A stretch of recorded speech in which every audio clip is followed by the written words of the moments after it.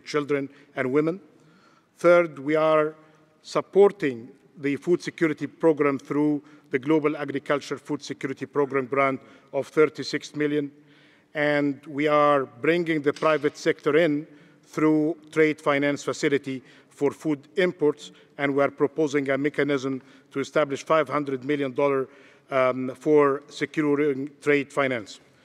Excellencies, ladies and gentlemen, we are determined to continue our support to Yemen in this critical time of crisis. However, we emphasize that the hostilities and causes of destruction of Yemen need to end.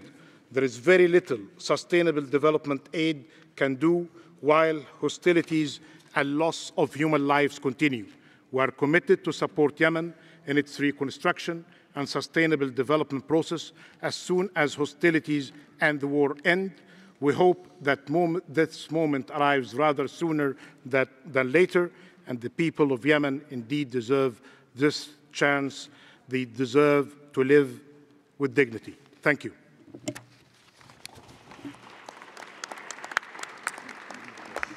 Thank you very much to the Senior Vice President of the World Bank for his statement and also the money that he pledged. You have done really well, keeping time and being generous, and of course I hope you will continue to do so. We still have some time before lunch and we will go on until 1 o'clock. So I will continue on the speakers list and then break up for lunch at 1 o'clock sharp. And that means that I would like to go on with the speakers as originally planned. And as you have noticed, we are after your attention and your solidarity and your money. So I am, of course, as chair, hoping that we will continue to hear generous pledges as well. We keep record here, as you have noticed also. I shall now give the floor to His Excellency Dr. Abdullah Al-Matouk, Advisor to Divan Al-Almiri of the State of Kuwait and Chairman of International Islamic Charitable Organizations. Please, Doctor. السلام عليكم ورحمة الله وبركاته. الحمد لله والصلاة والسلام على رسول الله. معالي السيدة أمينة محمد نائبة الأمين العام للأمم المتحدة، معالي وزير خارجية سويسرا الاتحادية، معالي السيدة مارغو وزيرة خارجية السويد، يطيب لي أن أتوجه بخالص الشكر والتقدير لمعالي الأمين العام للأمم المتحدة السيد أنطونيو غوتيريس لدعوته لهذا الاجتماع الاستشاري الرفيع وإلائه القضية اليمنية اهتماما خاصا بمشاركة هذا الجمع الكريم. السادة الحضور، أكثر من عام ونصف والوضع الإنساني في اليمن يزداد تدهورا وسوءا، وآلة القتل لا تتوقف عن استهداف البشر والشجر والحجر، حتى أصبحت الأزمة اليمنية إحدى أكبر الأزمات الإنسانية في العالم. ورغم جهود المنظمات الإنسانية المتواصلة إلا أن ملايين المحاصرين في الداخل اليمني واللاجئين في دول الجوار ما زالوا يعانون نقصا حادا في احتياجاتهم الأساسية من مأكل ومشرب ومأوى ودواء وأمن وأمان. الحضور الكريم، إن الصراع الدامي لم ولن يحسم القضية، ومن هذا المنطلق نناشد المجتمع الدولي تحمل مسؤوليته في الضغط على جميع المكونات اليمنية للتوصل إلى تسوية سياسية وفق المبادرة الخليجية وقرار مجلس الأمن رقم 2216 ومخرجات الحوار اليمني من أجل طي هذه الصفحة الدموية وتوظيف هذه الجهود الإنسانية لإعمار ما دمرته آلة الحرب. ونحن في الهيئة الخيرية الإسلامية العالمية والمنظمات الكويتية الغير حكومية لم ندخر وسعا في إنفاذ العديد من البرامج الإغاثية داخل اليمن وفي مناطق اللجوء بدولتي جيبوتي والصومال، وقد استهدفنا بمشاريعنا من الطرود الغذائية والرعاية الصحية وسقيا الماء وغيرها آلاف الأسر اليمنية. وإدراكا منا لعواقب نقص التمويل للعمليات الإنسانية في اليمن ومن منطلق مسؤوليتنا الإنسانية، نحن ماضون بإذن الله تعالى بالشراكة مع المنظمات الإنسانية اليمنية في العمل على التخفيف حدة معاناة الشعب اليمني والعمل على تلبية احتياجاته المتزايدة. وأشكركم على حسن استماعكم، سائل الله عز وجل أن يحفظ أوطاننا من كل سوء ومكروه. والسلام عليكم ورحمة الله وبركاته. preserve our region and save it from further suffering. Thank you. I thank His Excellency for his statement, and I shall now give the floor to His Excellency John Quinn, Permanent Representative at the Permanent Mission of the Commonwealth of Australia to the United Nations Office and other international organizations in Geneva. Please. Thank you, Madam Co-Chair. Australia would like to sincerely thank you, Foreign Minister Burkhalter of Switzerland, and UN Secretary-General Guterres for hosting this important and timely event. Yemen, in short, is facing a catastrophic humanitarian crisis. We've heard today the daunting numbers. This is today's worst humanitarian crisis, and yet the response is the most underfunded. These abstract figures can be numbing, but every day starvation, illness, violence, death and grief affect the lives of most Yemenis. Women and children are most affected. As previous speakers have highlighted, every 10 minutes a child in Yemen dies of preventable causes and illnesses. Child labour and child marriage are on the rise, and in the last 2 years women in Yemen have faced a 63% increase in sexual and gender-based violence. In recognition of this deteriorating humanitarian situation in Yemen, Australia's Foreign Minister, Julie Bishop, announced yesterday that Australia would commit a further 10 million Australian dollars to support the international response. This is in addition to our significant multi-year unearmarked contributions, including through the Central Emergency Response Fund, Australian dollars 340 million over the last 3 years, which allow humanitarian agencies to address the most urgent humanitarian needs globally, including in Yemen. Australia's contribution will help deliver assistance in several critical fields: provision of emergency food, healthcare and water and sanitation to protect the welfare of Yemenis, especially women and children. Our support will be provided through the World Food Programme, other trusted international humanitarian organisations and NGOs through their local operations. Madam Co-Chair, the humanitarian crisis in Yemen is being compounded by poor access for humanitarian agencies to affected populations. Australia calls on all those involved in the conflict to urgently ensure safe passage of aid in line with the principles of international humanitarian law. Access to food cannot be used as a weapon of war. The international response will be a test of our commitment to humanity and to humanitarian reforms. We must ensure strong coordination of assistance that meets the needs of Yemenis and builds their resilience. Of course, humanitarian assistance is not enough to resolve this crisis.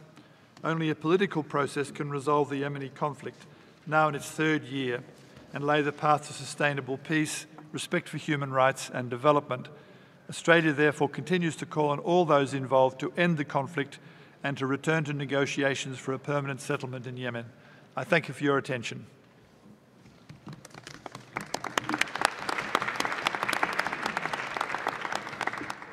I thank the representative of Australia for his statement and now give the floor to His Excellency Mr. Thomas Heidnocci, Permanent Representative at the Permanent Mission of Austria to the United Nations Office and other international organizations in Geneva. Thank you so much, and my thanks go also to Foreign Minister Burkhalter and Secretary General Guterres for organizing this conference, which comes at a critical juncture when over 70% of the population of Yemen are in need of humanitarian assistance as a result of warfare. We are appalled by the unbearable suffering inflicting on the civilian population. Millions of people are at serious risk of famine. Children are in a particularly dire situation. About 2 million children are acutely malnourished. With over 2 million children out of school and schools being hit, the conflict is taking a heavy toll on education. This highlights the importance of the Safe School Declaration and the implementation of its guidelines. The enormous human suffering is also due to the widespread disregard by all parties for international humanitarian law. We call on all parties to the conflict to ensure the protection of civilians, including the respect for the principles of distinction and proportionality. All parties must allow and facilitate the unimpeded delivery of aid to all people in need. The effective functioning of seaports, in particular the one in Hodeidah, must be ensured for the unhindered import of humanitarian and commercial supplies. Yemen is a sad example of the large-scale loss of life and injury as well as damage to key civilian infrastructure caused by the ongoing hostilities. We urge all parties to refrain from using explosive weapons in populated areas, recognizing their widespread and long-term pattern of harm. Explosive weapons are used in populated areas. They cause indiscriminate harm, and over 90% of the casualties are civilians. We condemn the use of anti-personnel mines by armed non-state actors in Yemen, causing additional suffering for civilians and violating the Anti-Personnel Mine Ban Treaty. Those responsible for gross violations of international humanitarian and human rights law must be held accountable. Austria supports the call by the UN High Commissioner for Human Rights for an international independent commission of inquiry. We would like to remind all state and non-state actors to the conflict of the strict obligation to respect and protect medical workers and facilities, as well as the sick and wounded. Austria is providing €2 million for humanitarian assistance in Yemen, among others for food supplies, through HRC and OCHA. There can be only a negotiated solution to the conflict. We call on all parties to the conflict to both agree on the cessation of hostilities and to engage in peace talks leading to an inclusive political solution. Last but not least, I want to pay tribute to the courage and dedication of humanitarian assistance workers. Thank you.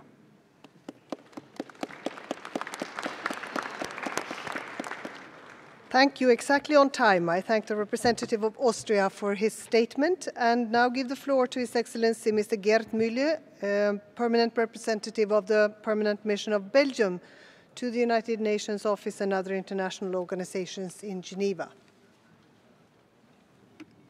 Thank you, Madam Chair. On behalf of the Government of Belgium, I would like to commend the United Nations, Sweden and Switzerland for taking the initiative to organize this high-level pledging event for the humanitarian crisis in Yemen. In view of the considerable humanitarian needs in Yemen, Belgium will contribute €9.5 million this year and another €4 million next year. The breakdown of this contribution is as follows. €4 million will go to the Yemen Humanitarian Fund in 2017 and again in 2018. €4.75 million will be distributed among WFP, UNHCR, UNICEF and ICRC. €800,000 will be contributed to continue in 2017 the support for 2 humanitarian projects in Yemen, which we started to fund in 2016.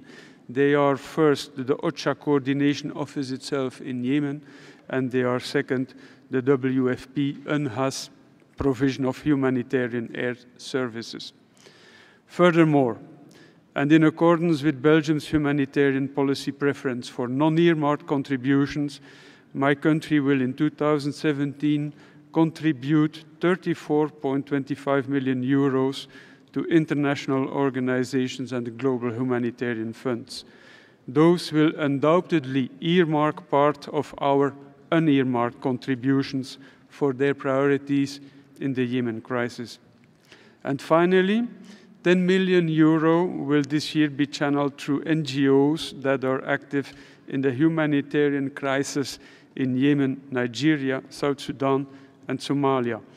And since we first have to assess their proposals, we can today not yet give exact numbers for the repartition of these funds. Madam Chair, the many generous contributions that are being announced today will help to alleviate the daily plight of the Yemeni people. That is good, but it's not enough. What the Yemeni people really need is peace, and that is why my country appeals to all involved parties to put an end to this crisis. Thank you.